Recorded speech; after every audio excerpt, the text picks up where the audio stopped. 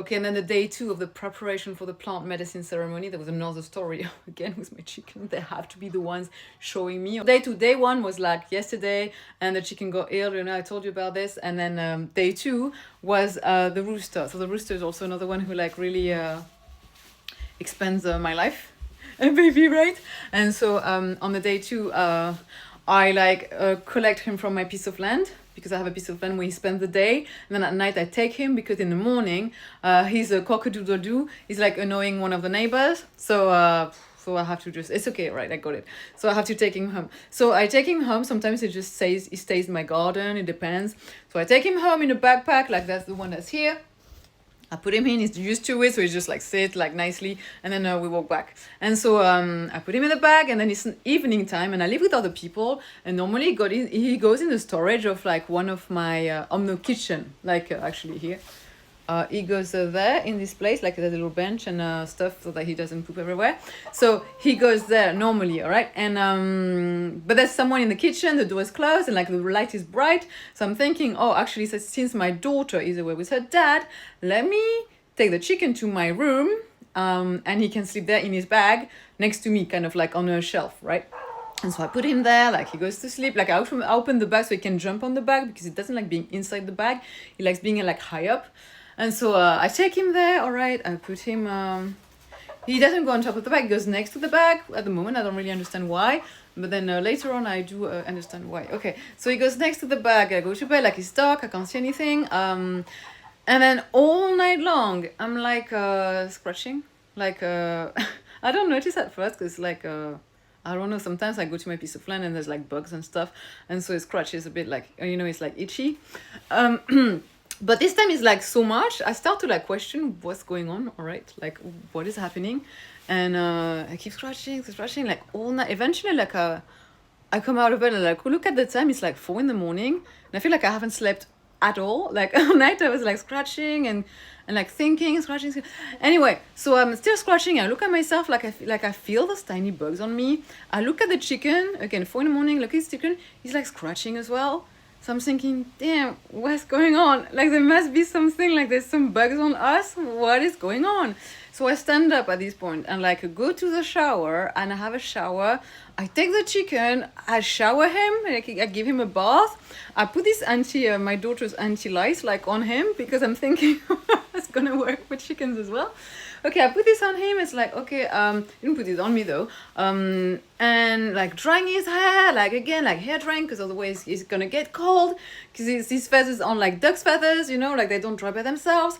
So I'm doing all this, like again, like 4 in the morning, 4:30. Eventually it's like 5. So because it's 5 and like it's bright, I go back in the room after all this, and I check the room, all right? I check like actually, I literally check. Hey, gentle, no, you don't peck my feet. Thank you. He can peck the feet, it really hurts when he does that. So I check the room, and it's like, gosh, my goodness, you guys, this is scary. I go in the room, I'm gonna put the video, I see this.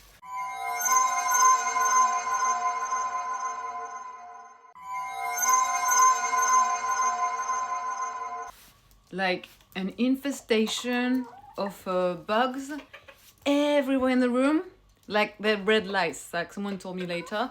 I never had the experience. I heard about this. Sometimes like in the heat, in summer it can happen, but that never happened to me in the 3 years I had chickens. So like everywhere is infested with lice, everywhere. And I had like cleaned the whole room the day before, like on the day before he came in, and I had vacuumed everything. I had changed all the bed sheets. I had like dusting everywhere, which I don't normally do that very often, to be fair, because I don't really like, I mean, it's not really like dirty often, but like even with my daughter I'm busy, so I don't really do that often. So like for the first time I do everything from like bottom to top, and that's the only time this is happening. And normally I never put the bag and the rooster in the room, and that's the only time I do that. Can you see all the synchronicities of this happening? Seriously, if this isn't like perfection or giving me another lesson. And so I'm thinking, okay, well, how do I feel about it? And the truth is I always felt like I was invaded in my own space, and that's literally how I feel in my house at the moment. I feel like because I live with other people, it felt like those people are really invading the space that I chose and found and you know, created and designed that way. Like you see the wallpaper, like all these things that I paid for, refurbishing, redoing the bathroom, everything. Like I'm the only one who like paid for everything, and I feel like people are taking advantage or like just just like literally invading the space, like my space originally. I just don't feel home.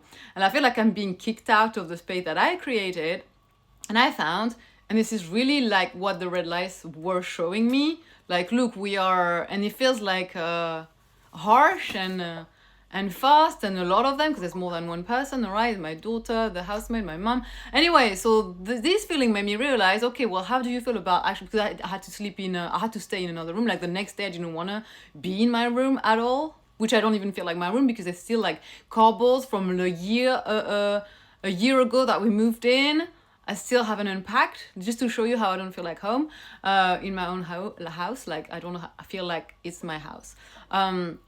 So it just made me realize that actually not even staying in my room the next day, it's just playing around.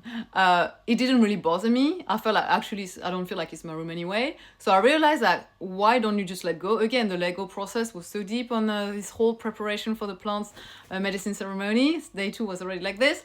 So imagine like day 6 on this.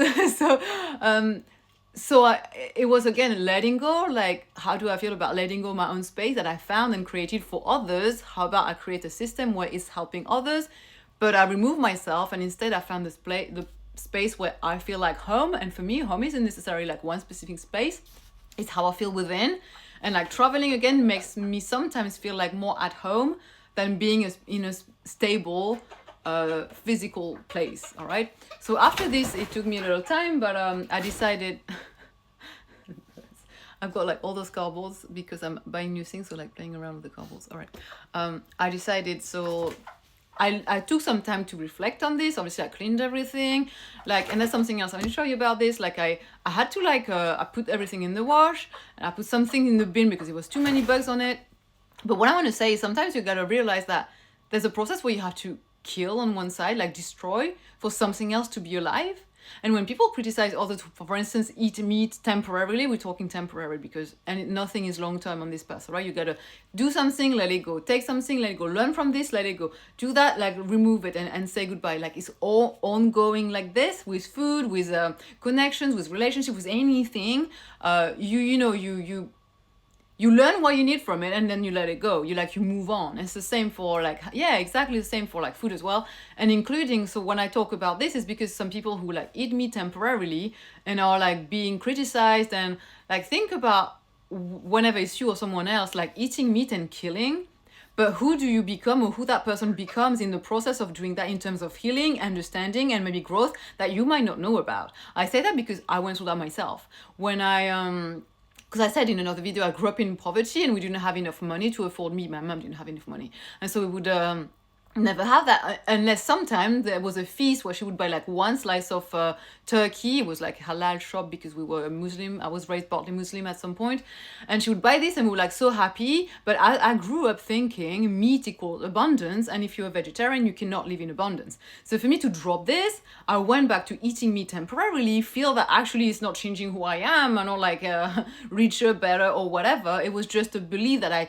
crystallized in my persona, character, being, and I had to let go of it. But do you understand like how this part was so important in my journey to then let go of it? But yeah, sometimes we have to temporarily kill, not that we like it, for something else to live and grow and expand and then move on. All right, so instead of criticizing and forcing everybody to be vegan and vegetarian, I've been there myself, a vegan activist for 8 years and vegetarian for 20. So I'm talking from experience. I didn't like having to kill those bugs, but if I didn't, like that can kill the chickens. That can also invade like myself, my house. Like it's not healthy. So I had to do that. You have to make decisions sometimes where we always kill. Like being alive as humans is constantly killing when we breathe, when we walk, and consciously, all right, or more or less consciously. So, and the process of sometimes eating things that are made from animals is not fun or nice. Or it could be fun, I mean, but it's not like nice. I mean, we wouldn't want this, but it might be from that destruction comes a creation process that is really worth it, and that wouldn't have happened without the killing and the destruction in the first place. I just wanted to mention this. Okay, so anyway, I have ordered my new house, which is I'm going to put in my garden, so I have my own space, and nobody can be around. It's going to be mine and my daughter, I guess. So yeah, I can't wait to show you this.